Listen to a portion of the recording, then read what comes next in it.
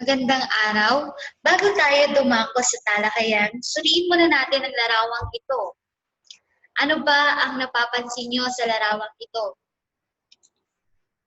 Makikitang ito ay naglalaman ng iba't ibang wika ng umiiral sa daigdig. Ito rin wikang bahagi ng pagkakakilanlan ng bawat isa.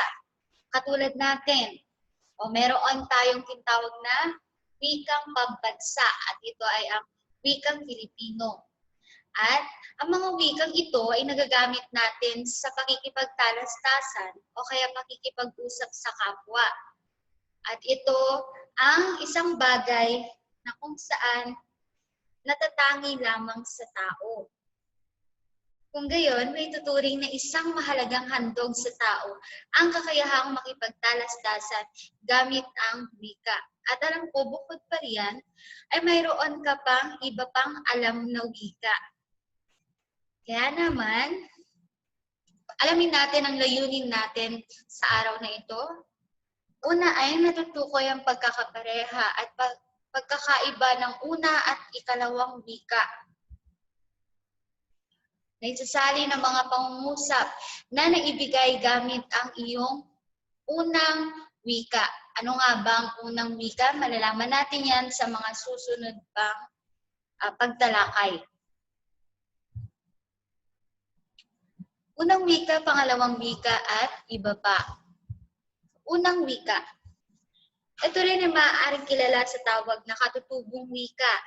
Andiyan din yung mother tongue. Pwede rin nating tawagin niyang arterial na wika o kinatawan ng L1 o language 1. At ito ay tumutukoy sa wikang kinagisnan at unang itinuro sa isang tao. Bukod pa riyan, ito yung wikang na kung saan pinakamatatas o pinakamahusay na naipapahayag ng tao ang kanyang mga ideya, kaisipan o kaya damdamin. Saan naman natin natututunan ang unang wika? Ito ay mula sa ating mga magulang sapagkat ito yung wikang kinamulatan na natin kung tayo ay isinilang sa mundong ito. At ano ang unang wika natin? Ito ay ang wikang Iloco. Sa wikang Iloco o sa unang wika, pinakamadalas itong gamitin sa pakikipagtalastasan. Kasi nga, dito ka matatas. Kaya ito yung ginagamit mo sa pakikipag-usap sa iyong kapwa o sa pakikipagtalastasan. Sunod ay pangalawang wika o language 2. Ito yung mga salitang paulit-ulit na naririnig. Bakit kaya paulit-ulit na naririnig? Sapagkat dito nagkakaroon na ng exposure yung bata. O kumbaga sa unang wika, nung ikaw ay sinilang, o nagkaroon ng muwang, natutunan mo ang unang wika. Pero dito sa pangalawang wika, unti-unti ka nang nagle-level up. Ibig sabihin, nagkakaroon ka ng exposure dahil sa panonood mo sa telebisyon. Natututunan mo doon ang pangalawang wika o yung wikang ginagamit nila. At ano ba ang may tuturing nating pangalawang wika? Ito ay ang wikang Filipino. Ayon nga sa dalubwika, ito ay tumutukoy sa alinmang wikang natutuhan natin matapos nating maunawa ang lubos at magamit ang ating sariling wika o unang wika. May tatlong paraan ng pagkatuto ng ikalawang wika. Una ay ang informal na pagkatuto. Andyan yung ibang lugar. O kaya naman, sabi nga natin yung exposure. Ikalawa ay formal na pagkatuto. Pag formal na pagkatuto, papasok ka na sa paaralan, magkakaroon ka na ng organisadong pag-aaral ng wika dahil ito ay maaaring maging isang asignatura.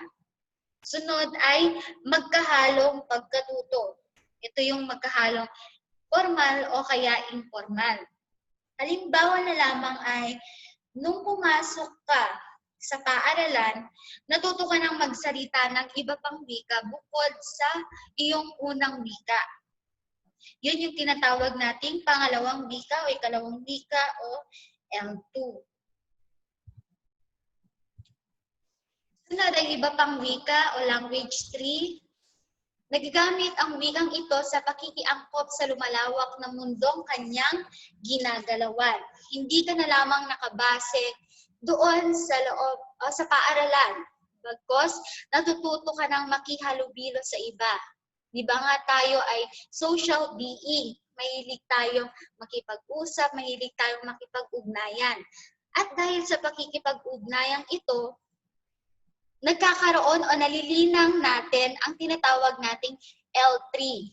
At ano kaya ang ating L3 o language tree? Ito ay ang wikang Ingles. Naunawaan ba ang pagkakaiba-iba ng mga ito? Alamin naman natin ang monolingualismo, bilingualismo, at multilingualismo.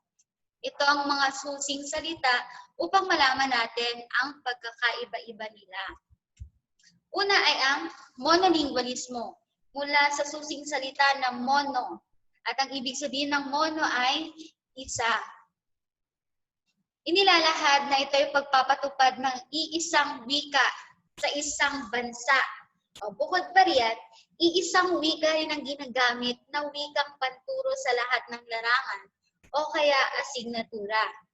Maliban sa edukasyon, sa sistemang monolingualismo, diyan na rin papasok ang iisang wikang ginagamit sa komersyo o kaya sa negosyo o maging sa pakikipagkalastasan sa pang-araw-araw.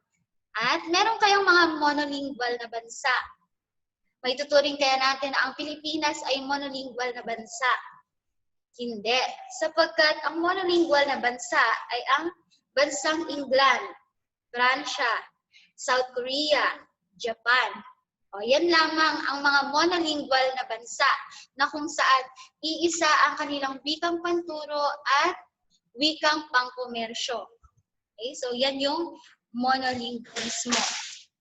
At makikita natin o mababasa din natin ang code switching.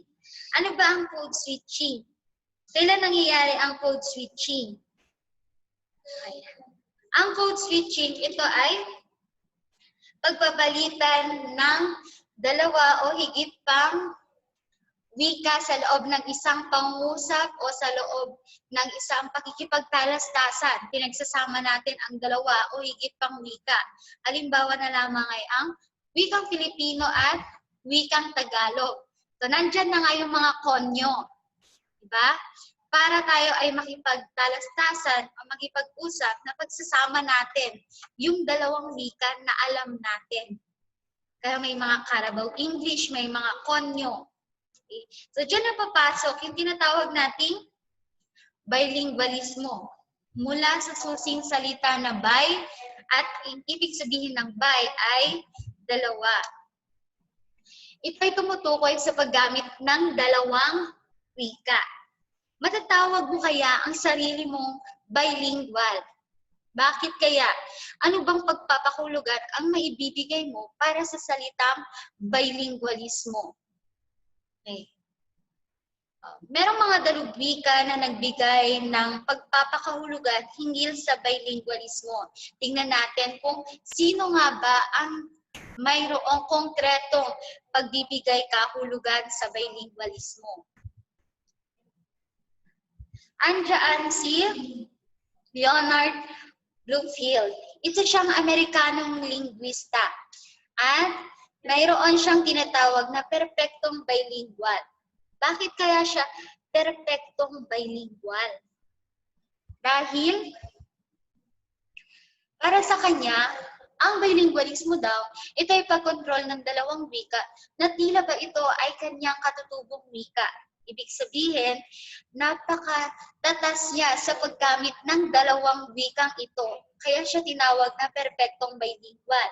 Halimbawa na lang, ang iyong unang wika o kaya naman ikalawang wika. Sa dalawang yon, matatas ka. Matatas mo silang nagagamit, lalo na sa pakikipag-talastasan. Ano pa, sa pagpapahayag ng iyong saloobin, puro-puro o kaya kaisipan. Okay. Sang-ayon ka kaya sa tinatawag ni Leonard Bloomfield na perpektong bilingual? Ngunit, ang kanyang pagpapakahulugan na ito ay kinontra ni John McNamara. Bakit kaya? Dahil merong ibang pagpapakahulugan si John McNamara. Isa rin siyang linguista. Isa siyang linguista na nagsabing ang isang taong may sapat na kakayahan sa isa sa apat na makrong kasanayang pangwika. At ano kaya ang mga makrong kasanayan pangwika? Nandiyan ang pakikinig, pagsasalita, pagbasa at pagsulat. Ito yung nagagamit sa isa pang wika maliban sa kanyang unang wika. At ngayon, hindi na lamang apat na makrong kasanayan ito, bagkos ito na ay 5. At ano ang naidagdag? Ito ay ang panonood. Okay.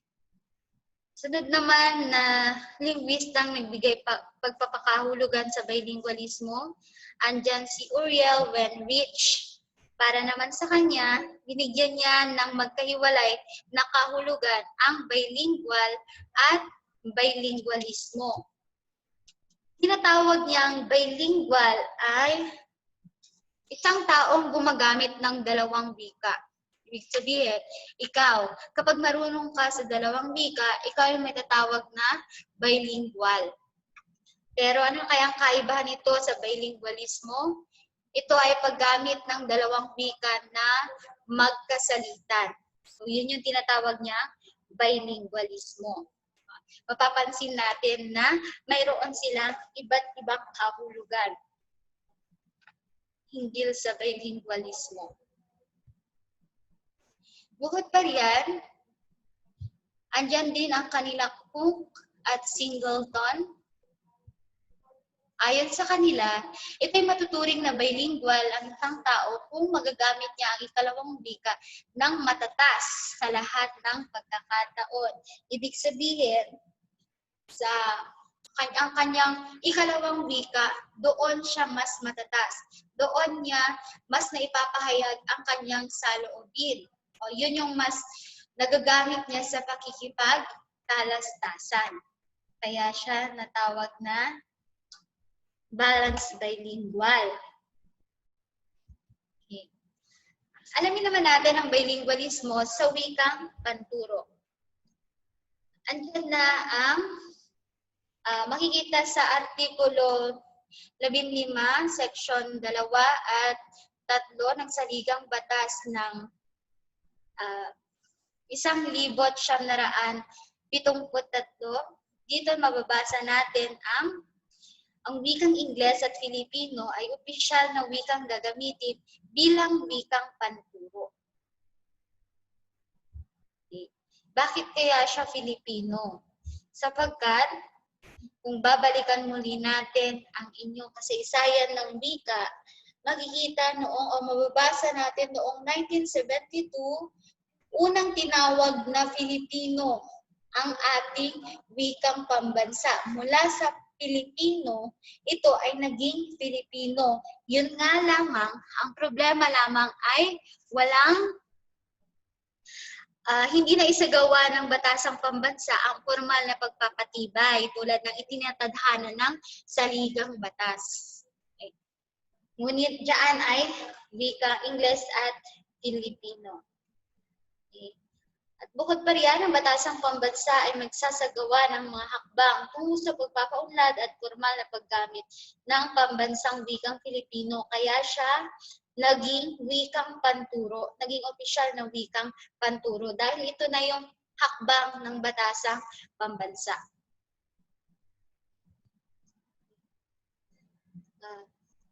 Meron pa?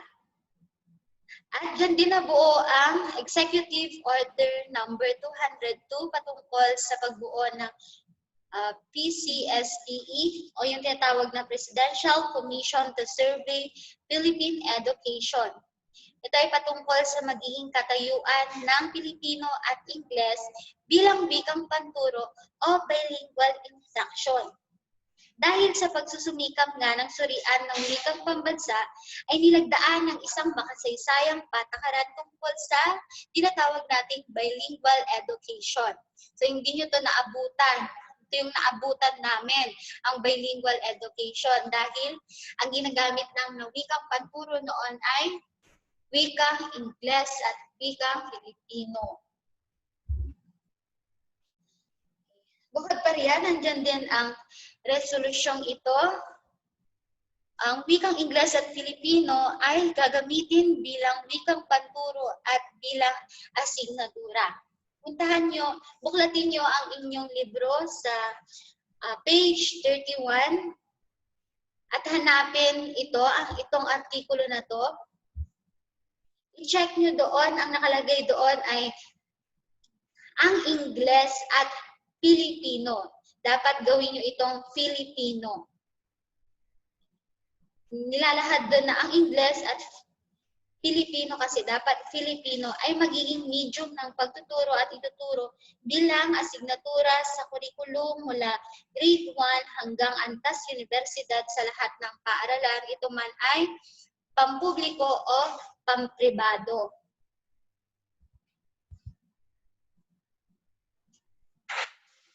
At noon ngang Hunyo 19, naglabas na sila ng Department Order number 25. Ito ay may mahalagang probisyon para nga mas mapaigting pa natin ang panuntunan kasi guidelines ang mga ito. Una ay gampanin ng batas na ito na makalinang ng Pilipinong matatas sa pagpapahayag.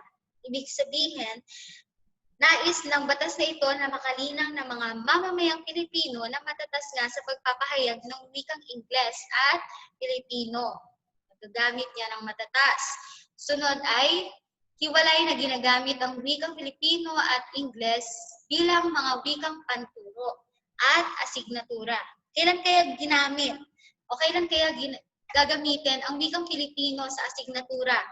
Ano-ano kaya ang mga asignatura ito? Andyan ang social studies o social science, work education, character education, andyan yung health education, at physical education. At kailan naman kaya gagamitin ang wikang Ingles? Kapag ang asignatura ay mathematics at science. Bukod pa riyan, magkahiwalay ng asignatura ang dalawang ito. Kaya nga merong Filipino at Ingles. Okay. Sunod at panghuli ay multilingualismo. Ano kaya ang multilingualismo? At ang Pilipinas ay isang bansang multilingual.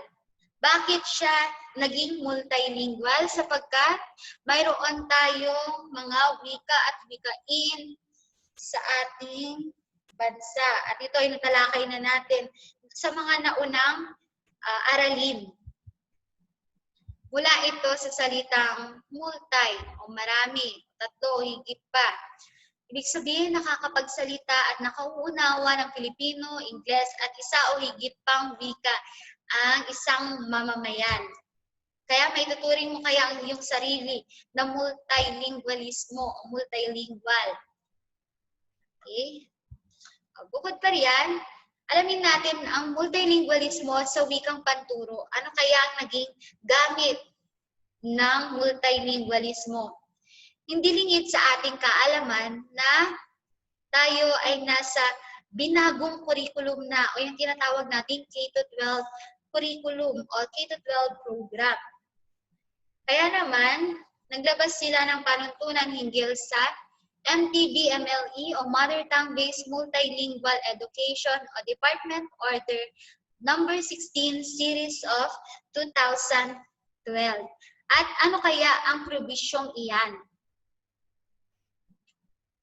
Sa pagpapatupad ng DepEd ng K-12, kasabay na ipinapatupad ang probisyon para sa magiging wikang panturo, partikular na sa kindergarten at grade 1, 2, at 3. Kaya nga siya tinawag na MTBMLE.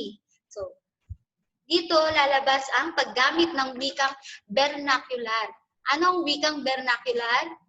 Ito yung mga wikang nakagisnan o wikang kinamulatan ng bata. Ito ay gagamitin bilang wikang panturo. Bakit kaya? upang higit na maunawaan ng bata ang kanyang leksyon. O bukod pa ron, para mas mapaigting pa niya ang kulturang mayroon siya. Okay. Kaya rin ginamit ang wikang vernacular o mother tongue. So, dito rin, sa unang taon ng pagpapatupad ng MTV-MLE, unang nagtalaga ang DepEd ng 8 pangunahing wika, o yung tinatawag nating lingua franca. At meron ding 4 na iba pang wikain sa bansa upang ito yung gamitin na wikang panturo at magiging asignatura din. Ngunit noong 2013, ito ay nadagdagan ng 7 wikain. Kaya naman ito ay naging 19. Nasa inyong libro ang iba't ibang wikaing ito. O maaari nyo itong basahin doon. Okay. Ngayon naman, para naman sa inyong karagdagang impormasyon o sa karagdagang pagkatuto, daragdagan natin ang inyong kaalaman gamit ang alam mo ba? Ang ginagamit na wika ng isang tao ay hindi lamang nalilimitahan sa isa. Bagkus, marunong itong magsalita ng 2 o higit pang wika. Naniniwala ka ba doon? Marunong ka bang magsalita ng 1 o higit pang wika? Hindi na kasi kataka-taka dahil sa ating bansa, maraming wika ang umiiral sa bawat sulok ng Pilipinas. Ngunit ang tanong, ilan nga ba ang wikang umiiral sa ating bansa? Alam ko nagugulumihanan kayo doon. Ang tinatawag na wika ng Pilipinas ay ang iba't ibang wikang katutubo na sinasalita sa buong kapuluan. Tinatayang may humigit kumulang 170 ang lumalabas na bilang ng wika. Itinuturing ang mga ito na wika sapagkat ito ang nagsisilbing medium ng pakikipagtalastasan na kung saan dito nagkakaintindihan ang 2 tagapagsalita. At mayroong 8 pangunahing wika sa ating bansa. At ano-ano kaya ang mga ito? Andyan ang Bicol, Iloco, Ilocano, Pangasinense, Kapampangan, Cebuano, Hiligaynon, Tagalog, at Waray. At bakit kaya siya itinuring na pangunahing wika sa ating bansa? Gayon, napakarami nating wika. Unang dahilan ay may malaking bilang ito ng tagapagsalita na karaniwang umaabot sa 1 milyong tagapagsalita. At ikalawa naman, may mahalaga itong tungkulin sa bansa bilang wikang panturo o kaya bilang wikang opisyal o bilang wikang pambansa. Yun lamang ang ating talakayan sa araw na ito. Salamat sa inyong pakikinig.